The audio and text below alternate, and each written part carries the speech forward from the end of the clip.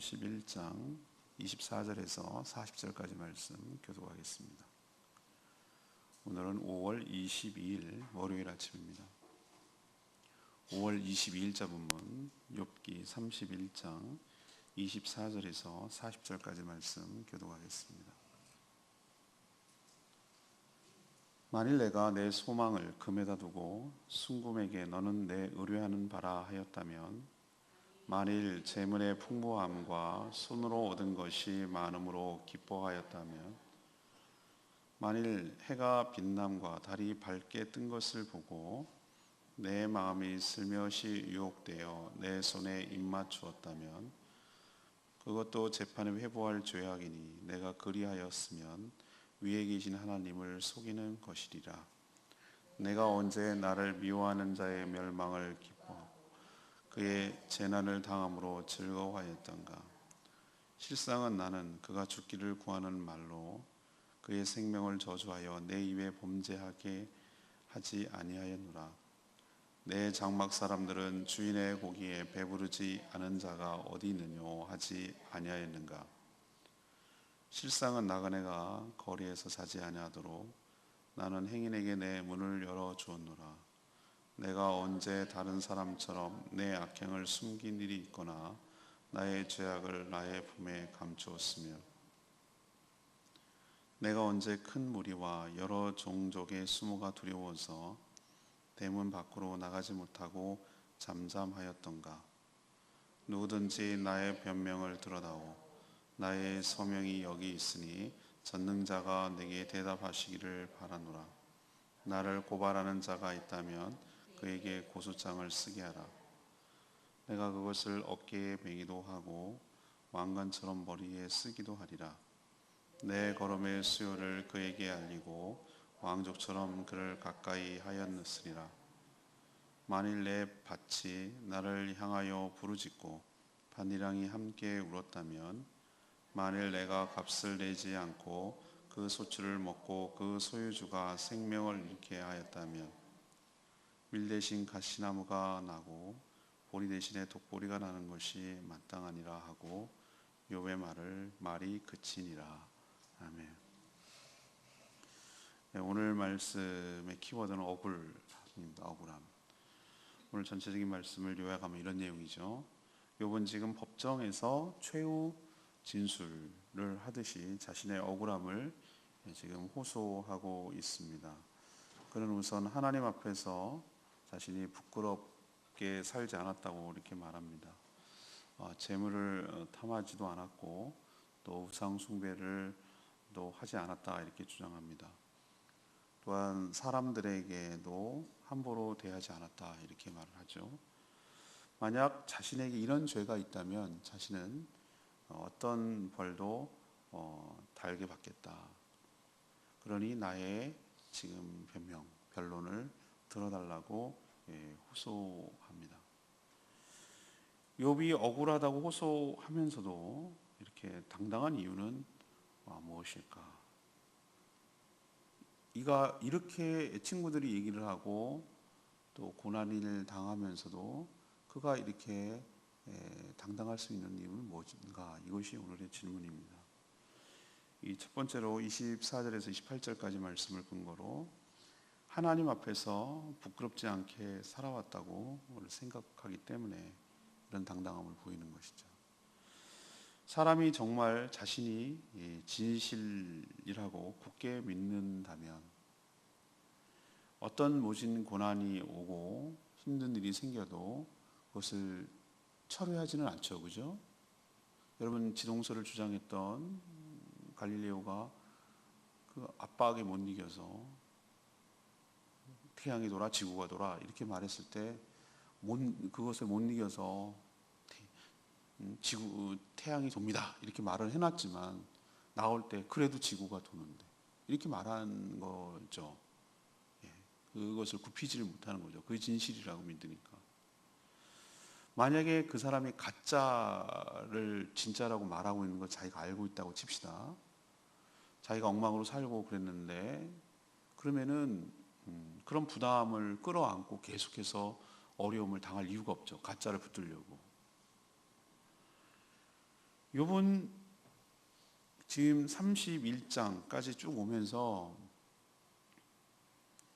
살펴봤지만 단 한 번도 자신이 이런 고통을 받는 것이 자신이 저지른 죄 때문이 나는 새 친구들의 말에 절대로 한 번도 동의한 적이 없어요. 그렇지 않다고 자기는 확신하고 생각을 했기 때문에 그런 것이죠.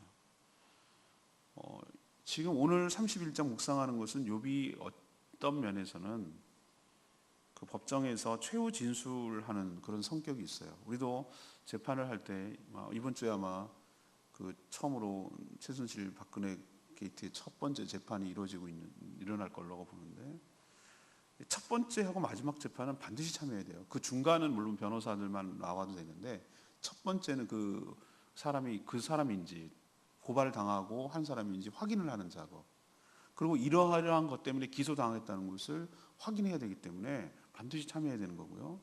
그리고 마지막 재판은 선고를 한 거기 때문에 당사자가 있어야 되는 것이에요. 근데 재판부에서 물론은 기회를 주고 중간에도 기회를 줍니다만 마지막에 할 말씀을 해보라고 이렇게 법정으로 최후 진술할 수 있는 피고인이든 원고이든 그 기회를 줍니다. 그것이 관례적으로 하고 싶은 얘기 해보라. 억울함이 없도록. 어떤 선고가 나기 전에 그런 얘기를 해보라고 얘기를 하는 것이죠. 지금 욥이 오늘 마지막 40절에 보니까 마땅하니라 하고 욥의 말이 그치니라 이런 걸로 봐가지고 이것이 지금 자기가 할 수 있는 마지막의 호소라고도 할 수 있는 것이죠. 그러면서 이 마지막 변론 같은 이 대목에서도 자신의 무죄와 억울함을 계속해서 주장을 하고 있어요. 그는 우선 하나님과의 관계에서 부끄러움이 없었다라고 말을 하는 거죠. 자신이 24절 보니까 만약에 재물에다가 소망을 둔 적도 없다. 순금 이런 것들을 내가 의뢰하지 않았다. 그러니까 돈에다가 의지하고 의뢰하지 않았다. 자기는 지금까지 살아오면서. 또 그 재물을 얻으려고 더 많이 얻으려고 있음에도 불구하고 그렇게 큰 부자임에도 불구하고 더 많이 얻으려고 그렇게 탐욕을 부린 적도 없다. 또 부자라고 자랑하면서 우쭐거리고 남들 무시하고 그렇게 한 적도 없다. 또 더 많은 재물을 얻으려고 여기 표현하면은 해와 빛난과 달에 밝게 뜬 것을 보고 내 마음속에 유혹이 돼서 내 손에 입 맞추고, 이 얘기는 뭐냐면 우상 숭배하는 모습을 보여주는 것이죠. 그러니까 더 많은 재물을 얻으려고 내가 일월성신, 해와 달과 별과 뭐 이런 거 있잖아요. 이런 것에다가 자기가 우상에게 빌고 경배한 적이 없다. 특히 이 우상 숭배는 하나님이 가장 싫어하는 죄잖아요. 오늘 뭐라고 합니까? 내가 만약에 이렇게 했다면 재판을 회부할 죄라고 나는 알고 있다. 인식하고 있다. 이것이 얼마나 심각한 죄인지를 28절에 표현을 그렇게 하고 있어요. 재판에 이건 회부할 죄다. 그리고 만약에 그리하였다면 위에 계신 하나님을 내가 속이는, 하나님을 기만하는 행위라고 자기는 알고 있다. 이렇게 정확하게 자기가 어떤 것인지를 알고 있다는 거예요. 죄의식을 갖고 있고 무엇이 죄인지를 알고 있고 그걸 인식하고 있다라는 어떤 그런 것이죠.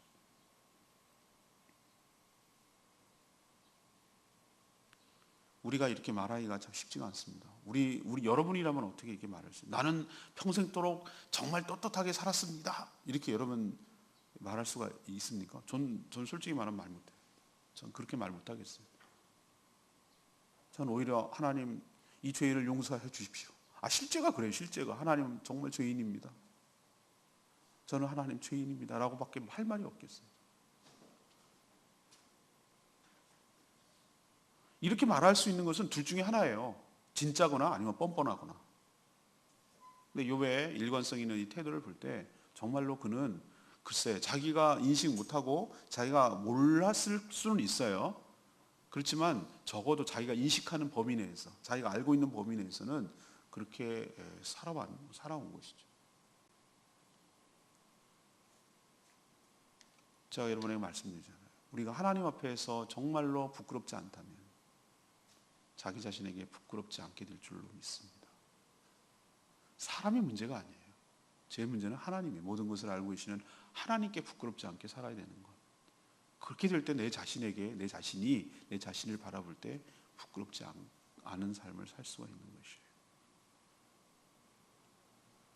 여러분도 적어도 하나님 앞에서 부끄럽지 않도록 그렇게 살아가는 것이 정말 필요하겠구나. 하나님 앞에서 살아가는 태도가 우리에게 필요하겠구나. 이런 생각을 욥의 고백을 통해서 알 수가 있고, 그리고 또한 우리도 정말 이렇게 되기를 소망하는 것이죠. 하나님 앞에서 정말 내가 평생 동안 부끄럽지 않게 살아왔노라고. 다른 사람은 뭐라고 해도, 나를 어떻게 생각할지 몰라도 적어도 내가 하나님 앞에서는 부끄럽지 않게 살아왔노라고 이렇게 고백할 수 있는 저와 여러분 되기를 소망합니다. 그게 어제 설교 제목의 표현대로 하면 그게 잘 사는 거라고 저는 생각합니다. 두 번째 얘기, 그가 이렇게 당당한 이유가 뭘까? 29절에서 34절까지 말씀인데, 다른 사람에게도 함부로 대하지 않았다고 생각했기 때문에 이렇게 당당한 것이죠. 저희 교회 성도들은 이제 귀가 딱지에 앉아가지고 하도 들어서 이 말 들으면 한 1000번쯤 들었을 거예요 라고 얘기를 하시겠지만, 이게 중요하기 때문에 오늘 밥 먹는데도 집사람이 저한테도 또 그 얘기를 하더라고요. 제가 설교했는데 저한테 또 설교를 하는 거예요. 좋은 신앙이 좋은 관계라고. 저보고 또 막 그런 얘기 합디다. 들은 건 있어가지고, 그죠? 이제는 우리 교회 성도는 어디 가서 무슨 얘기를 해도 뭐가 좋은 신앙이냐고 얘기하면 얘기할 수 있을 거예요. 하도 많이 들어가지고. 좋은 신앙은 하나님과 이웃, 다시 말해서 다른 사람과의 관계 속에서 나타난다고 제가 말씀드렸어요. 앞에서 욥은 몇 가지 이제 예를 들면서 자신은 하나님과의 관계에서 하나님과의 관계를 깨는 그런 짓은 하지 않았다라고 지금 얘기를 하고 있죠. 근데 이번에 이제 두 번째 29절에서 30절까지는 마찬가지로 나는 다른 사람과의 관계에서도 그 관계를 깰 만한 악행을 저지르지 않았다라고 지금 항변하고 있어요. 예를 들면 자기의 원수는 폭삭 망했으면 좋겠다. 폭망이라고 그러죠. 폭망. 요즘 폭망이라고 그러더라고요. 그렇게 했으면 좋겠다라고 생각하는 게 일반적이죠. 그런데 오늘 욥은 뭐라고 얘기해요? 자기 원수가 멸망당하기를 바라지도 않았고, 또 실제로 망했다고 하더라도 기뻐하지도 않았다. 자기는 그렇게 살아왔다 그 얘기예요 지금. 또 거느린 종, 자기 집에서 거느리거나 뭐 일감을 주거나 이렇게 했던 종들에게 대해서도 뭐 했다? 관대하게 된다. 예를 들면 뭘 합니까? 자기 집에서 이 31절 나오죠. 고기를 배부르지 않는 자가 어디 있느냐. 그러니까 시큰 먹었다 이거죠. 그 종들이 뭐 골지 않도록 시큰 먹었다. 그렇게 칭송을 한다 이거죠. 욥 주인에게. 또 자신이 저지른 죄에 대해서 변명하거나 숨기지도 않았다. 솔직하게 고백하고 잘못했다고 시인하고 용서를 구했다. 이렇게 하기가 쉽지 않잖아요.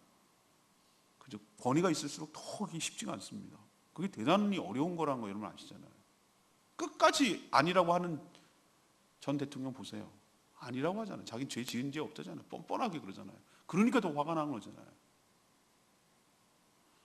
사람들이 모욕이 두려워서, 비난받는 게 두려워서 밖으로 나가지 못한 적도 없다. 난 당당하게 나가서 다녔다. 부끄러운 짓 하지 않았다. 그 얘기잖아요.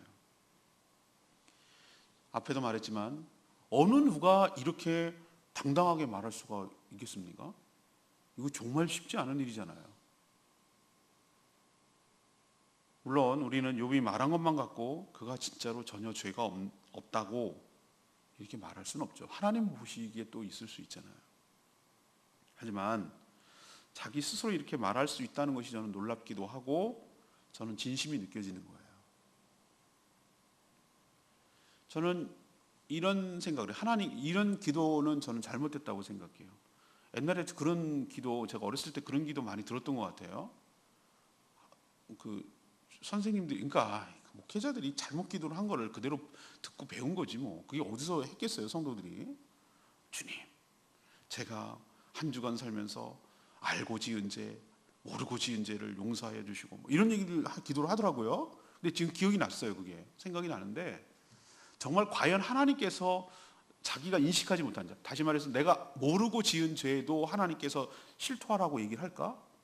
그래, 내가 하나님 앞에서 죄인이라는 그런 태도는 중요하지만 하나님이 내가 알지도 못하는 죄에 대해서까지 너 막 그 주리를 틀듯이 막 이렇게 치조하듯이 해가지고 너 회개해 이렇게 하실 분인가? 저는 아니라고 생각해요. 저는 아니라고 생각합니다. 그래서 하나님께서 우리에게 회개의 영을 부어주사 은혜를 주실 때 자신의 죄가 무엇인지를 보여주시고 깨닫게 하시는 것이 하나님의 은혜이며 은총인 줄로 믿습니다. 자기가 자각하지 못하는 죄까지 하나님께서 실토하고 뭐하라고 하시는 분이 아니에요. 욥이 왜 거기에서 승복을 하지 않느냐 하면 이것 때문에. 왜 친구들이 뭐라고 하냐면 너 고난을 당하니까 죄가 지어서 그런 거지, 딱 보니 알겠네, 너 빨리 죄를 실토하고 회개해, 이렇게 말하는 논리예요. 근데 욥은 그 논리를 받아들일 수가 없다는 거예요. 물론 잘못을 했을 때 거기에 상응하는 벌이 온다는 거 자기도 알아요. 그거 모르는 사람이 어디 있어요. 그렇지만 자기의 경우는 그 논리 안 맞는 걸 자기가 아무리 생각하고 아무리 또 들춰봐도 이런 고난과 고통과 형벌을 받을 만한 잘못을 한 적이 없는데, 한 적이 없다기보다는 기억이 없는데, 모르겠는데, 나도 모르는 죄를 갖다가 막 지어갖고 그러면 회개를 하니? 친구한테 그 얘기를 하고 싶은 거예요. 없는, 내가 모르고 내가 뭘 잘못했는지도 모르겠는데 그걸 갖다가 무조건 잘못했어요. 여러분 그건 잘못한 거 아닌 거 아시죠? 우리 애들 혼낼 때 보면은, 여러분 어떡하세요? 여러분 혼낼 때 뭐 잘못했어요 용서해 주세요 이렇게 하는 놈은, 이거는 형벌을 피하기 위한 꼼수를 하는 거 우린 다 알고 있잖아요. 그냥 이 안 맞고 안 혼나기를 바라는 마음에서 무조건 네가 원하는 답이 이거지, 빨리 얘기해 줄게, 나한테 벌 주지 마, 이런 논리로 접근하는 거잖아요. 그러면 부모님들은 화를 더 돋굽니다. 왜 돋구냐면은 이거는 모면하기 위한 것이지 진정으로 뉘우치고 잘못을 시인하는 태도가 아니거든요. 그럼 엄마들은 그때 어떤 대화를 합니까? 어떻게 또 다구칩니까? 뭘 잘못했는데? 가끔 여자친구가 남자친구 할 때도 그렇게 표현합니다. 뭐 잘못했는데? 잘못해서 미안해 그러면 뭐 잘못했는데? 이렇게 나옵니다. 구체적으로 실토하라 이거죠. 그렇잖아요. 뭘 잘못했는지를 알아야, 인식을 해야 그것이 진정한 죄라고 인식을 하는 것이고 뉘우치는 것이지, 그냥 무조건 덮어놓고 잘못했어요, 이게 무슨 회개의 태도냐 이 말이에요. 그 부분에 있어서 욥이 동의할 수 없다는 뜻이지, 자기가 죄가 전혀 없다, 나띵이다, 하나님 앞에서 없다, 이런 개념은 아니잖아요. 내가 인식을 모르겠다. 자기가 아무리 들춰봐도 다른 사람들에 대해서, 위에 앞에 부분은 하나님에 대해서, 지금 다루고 있는 것은 사람에 대해서, 내가 그렇게 약자를 보호하고 친절을 베풀고 자비를 베풀었는데 왜 나에게 죄인이라고 더 씌우고 너보고 회개하라고 하느냐, 이런 태도예요. 여러분도 저는 마찬가지라고 생각해요. 분명히 자기가 죄라는 것을 인식하고 있어요. 그것이 죄라는 것을 인식하고 있는데 그것을 숨기고 끝까지 실토를 하지 않는 것도 큰 문제. 자기가 죄를 인식하지 않고 있는데 그것을 지어가지고 이런 죄 졌어요, 저런 죄 졌어요, 이것도 또 하나의 죄가 되는 거예요. 거짓말로 지어서 하는 것이니까.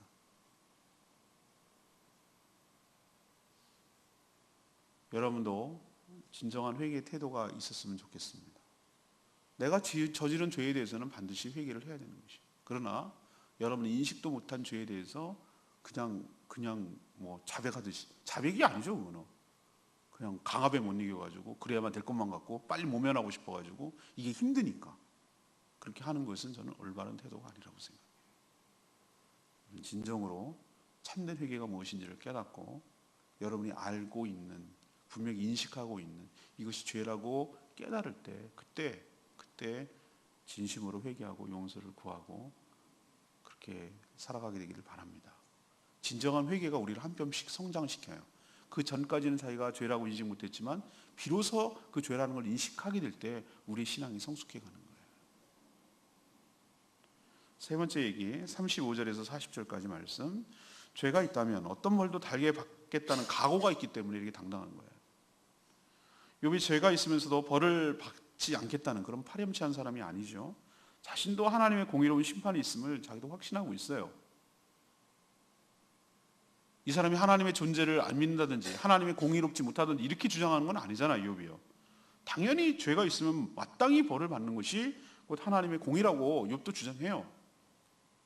만약에 자신에게 죄가 있다면 피할 생각이 없고 기꺼이 달게 받겠다.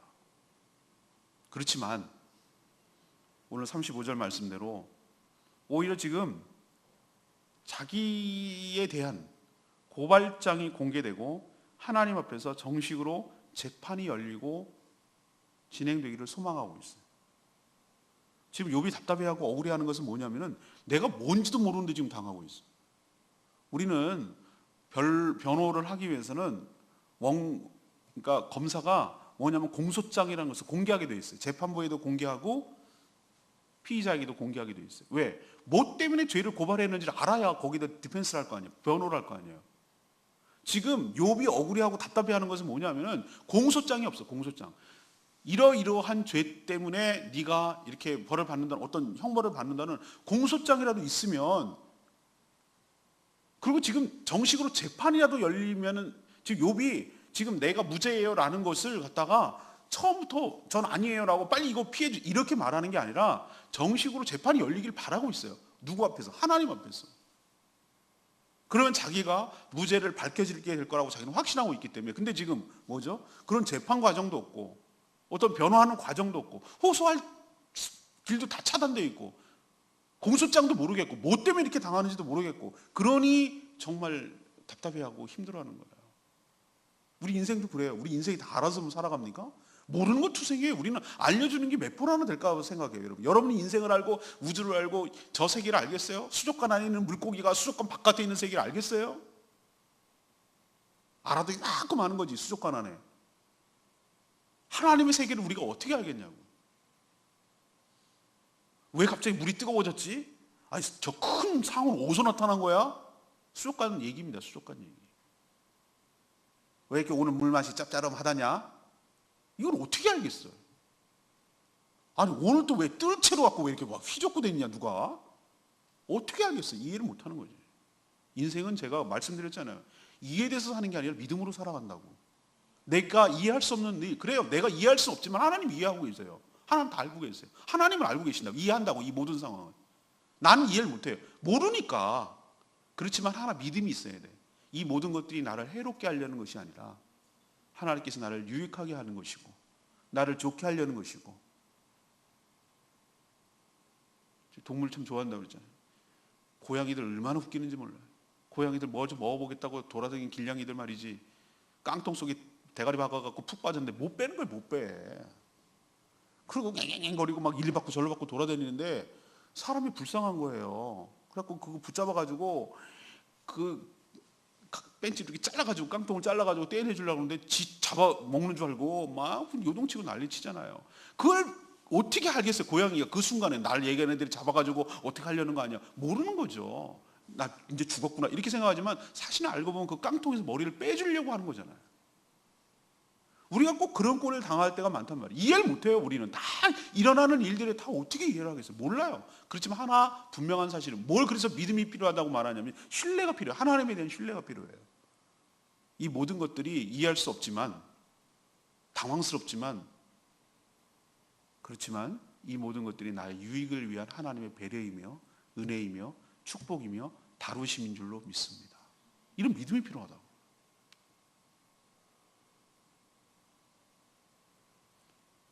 이렇게 왜 이 욥이 공소장이 열리고, 아니 공소장이 발표되고 재판이 열리기를 바라는가?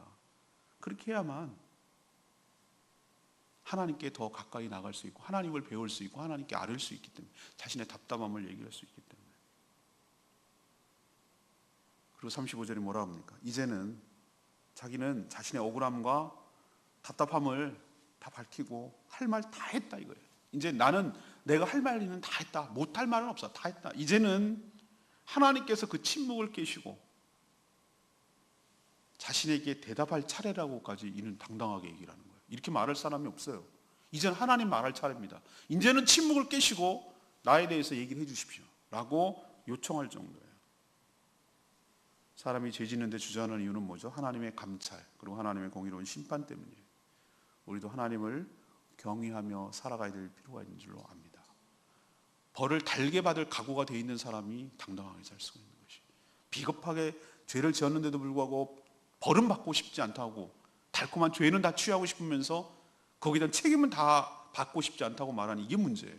그러나 우리가 잘못한 것에 대해서, 그것에 대해서 응당 대가를 치르겠다는 각오로 살아간다면 뭐가 두렵겠어요? 당당할 수 있는 것이. 우리 인생에 대해서 우리는 책임을 져야 될 필요가 있습니다. 책임을 안 지는 게 가장 죄예요. 저는 죄라고 생각해요. 자기 삶에 대해서, 자기 한 것에 대해서 당당히 그 대가를 치르고 책임을 지는 거예요. 이게 저는 올바른 하나님의 저스티스, 공의라고 저는 생각을 해요. 오늘 세 가지 레마의 말씀은 37절 말씀 생각해요. 내 걸음의 수요를 그에게 알리고 왕족처럼 그를 가까이 하였으리라.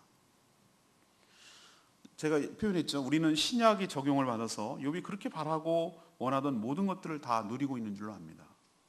우리의 어떤 허물이나 죄도 그리스도의 보혈을 의지해서 시인하면, 자백하면 완벽하게 우리는 용서받을 수 있을 줄로 압니다. 예수님은 지금도, 이게 이제 이번 주일날 설교랑 연결이 됩니다만, 지금도 하나님 우편에서 우리를 위해서 중보하고 계신 줄 압니다. 우리의 답답함을 대신해서 변명해 주고 계신 줄 압니다. 그래서 예수 그리스도 때문에 우리는 언제나 하나님의 존전에 가까이 왕처럼 당당하게 나아갈 수 있을 줄로 믿습니다. 이 몸의 소망 무언가, 그 4절을 있죠. 그리스도의 의를 입어 어여치 앞에 서리라. 어여치 앞에 서리라. 주저주저하고 무서워하고 어떻게 나올까, 그게 아니라 당당하고 떳떳하게 그 앞에 서리라. 왜?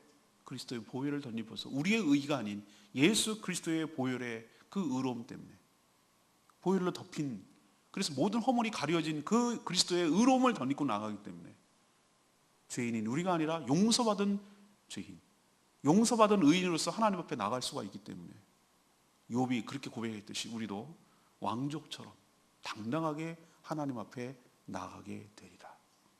이런 소망이 우리에게도 있게 될 줄로 믿습니다. 오늘 세 가지 말씀드렸어요. 왜 욥이 이렇게 고난을 받고 어려운 가운데도 당당했습니까? 이렇게 말할 수 있는 이 당당함은 어디서 나오는 겁니까? 첫 번째로, 그는 하나님 앞에서 부끄럽지 않게 살아왔다고 자기는 자부하고 생각하고 확신하기 때문에.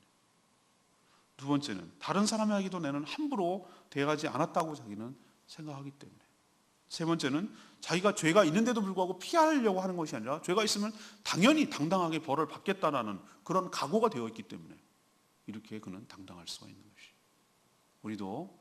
우리 이런 당당함, 우리는 재산이 있고 지위가 높고 그래서 당당함이 아니라, 진짜로 당당함은 뭐냐면 하나님과 자기 자신에게 당당해야 되는 것이. 하나님과 자기 자신에게. 제일 비참하고 비굴한 게 뭔지 아십니까? 자기 자신에게도 당당하지 못한 사람이 저는 제일 실패한 인생이라고 생각해요. 누가 뭐라든지 간에 나는 내게 주어진 환경과 상황 속에서 나는 최선을 다했어. 난 부끄럽지 않은 삶을 살았어. 누가 뭐라고 욕할 수가 없어. 나는 내 삶에 있어서 너라면 나보다 더 잘 살았을 거 아니? 난 그렇게 생각하지 않아. 나로서는 이게 나의 최선이야. 하나님 앞에서, 다른 사람 앞에서 나는 부끄러운 짓 하지 않았어. 이런 자신에 대한 당당함이 있을 때, 자기 자신에게 당당함이 있을 때 다른 사람과 하나님 앞에 당당함이 생기지 않을까요? 근데 자기 자신에게 너무 부끄러워. 그러면 그거는 잘못 산 거죠. 힘든 거죠. 여러분도 하나님과 다른 사람과 자기 자신에게 수치와 부끄러움으로 살아가는 것이 아니라 당당함으로 살아가는 저와 여러분 되기를 소망합니다. 오늘 말씀 붙들고 우리 186장 찬양지 기도하는 시간 갖도록 하겠습니다. 찬양지 186장입니다. 마음이 상한 자를. 우리도 내 뜻대로 안 되고 억울하고 답답할 때가 있지만 하나님, 내 마음을 알아주시고 내 마음을 고쳐주시고 나를 성령으로 새롭게 해주실 그 주님을 의지하며 오늘도 나아갑니다. 의의 주리가 목마르니 하나님, 내 영혼에 주님의 은혜로 채워주시옵소서. 마음이 상한 자를, 마음이 상한 자를 고치시는 주님,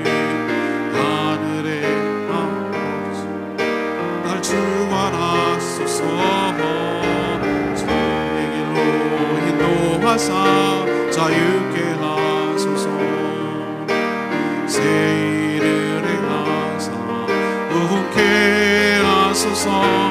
내 줄이고 목이 마르니 성령의 길이 부으소서.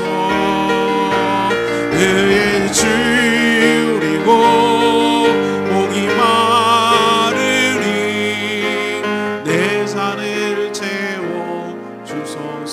성령으로 채우사 성령으로 채우사 주 보게 하소서.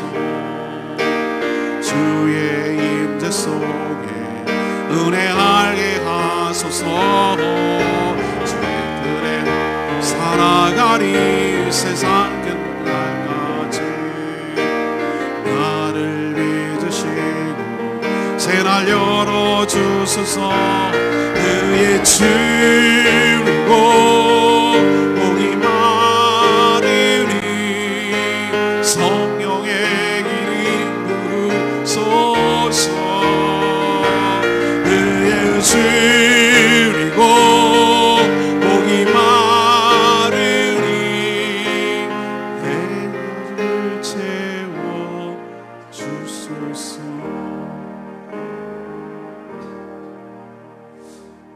마음이 많이 상할 때가 많죠. 저도 그래요. 정말 내 뜻대로 안 될 때가 참 많고 기대에 충족이 안 될 때 마음이 많이 상해요. 근데 하나님께서 내 마음을 만져주시고 회복시켜 주실 것을 믿고 주님 앞에 나아갑니다. 욥처럼 그런 억울한 시대에 살고 있지 않잖아요. 언제든지 그리스도의 보혈을 의지하고 주님 앞에 나아가면 우리의 답답한 거 억울함을 들어주시고 그 문제를 해결하여 주실 줄로 믿습니다. 다 이해할 수 없는 상황 속에서도 하나님의 선하심을 믿고 한 발 한 발 믿음으로 나아갈 때 그 모든 상황이 이해되기 시작하고 날 향한 하나님의 뜻이 밝혀지게 되고 깨닫게 될 날이 올 줄로 믿습니다. 이래서 믿음이 필요한 거예요. 하나님, 제 마음을 고쳐주시고 제 마음을 하나님 회복시켜 주시옵시고 다시 하나님 앞에 온전히 서며 나갈 수 있도록 해 주시옵소서. 다 같이 주여 외치며 나가겠습니다. 주여 의의 줄이고 목이 마르니 성령의 길이 부으소서. 의의 줄이고 목이 마르니 내 잔을 채워주소서.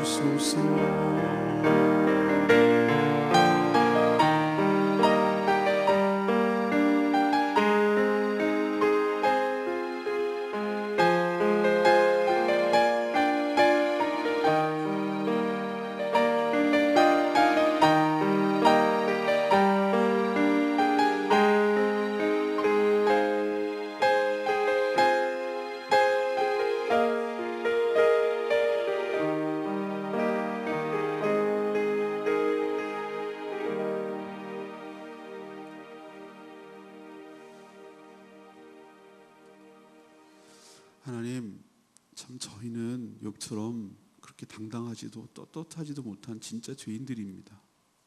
하나님 앞에서 부끄러운 죄 참 많이 했고 이웃들도 그렇게 욥처럼 사랑하지 못했습니다. 그저 자기밖에 모르고 자신만을 위해서 살아온 그런 자들입니다. 이렇게 당당하게 말하는 욥이 때로는 부럽기도 합니다. 그러나 욥처럼 하나님과 이웃에게 부끄럽지 않게 저희도 살게 하여 주시옵소서. 죄를 지었으면서도 벌음받고 싶지 않고 책임을 회피하려는 그런 못난 모습 보이지 않게 하여 주시옵소서. 그렇지만 우리를 위해서 십자가에 달리셔서 모든 죄를 대가를 치러주신 예수 그리스도가 계시고 그 보혈을 의지해서 우리가 회개할 때마다 사죄의 은총을 주시겠다고 약속하신 그 하나님의 언약 감사합니다. 그 하나님의 언약을 믿고 죄가 생각날 때마다 회개함으로 하나님 관계가 회복되게 하여 주시옵소서. 우리에게 새 언약, 신약을 맺어주시고 새로운 은총을 날마다 부어주시니 참으로 감사를 드립니다. 이 한 주간 주님의 은혜로 살아가는 복된 한 주간 되도록 축복하여 주시옵소서. 주님께 모든 것 맡기옵고 예수 그리스도의 이름으로 축복하며 기도합니다. 아멘. 오늘 하루도 이 한 주간도 주님의 은혜로 살아가는 복된 한 주간 되기를 소망합니다. 기도를 쉬는 죄를 범치 않고 모여서 합심하여 기도하는 저와 여러분 되기를 소망합니다. 여러분 기도 많이 해주십시오. 저는 오후에부터 가정교회 목회자 컨퍼런스에 갔다 와서 목요일날 밤에 돌아올 예정이에요. 금요일날 라이브로 이렇게 다시 만나게 될 거고요. 내일 아침 기도회는 이미 녹화 끝냈고요. 수요일날은 콘서트 갔다 오시고요. 목요일날은 오늘 오후에 녹화할 거고요. 그럼 나머지는 무조건 정상적으로 움직이는 거예요. 기도 많이 해주시기를 바랍니다. 오늘 그리고 오늘만 CBS 방송이 생방으로 하려고 합니다. 생방을 해야 될 것 같아요. 힘들지만 기도하는 시간 갖겠습니다.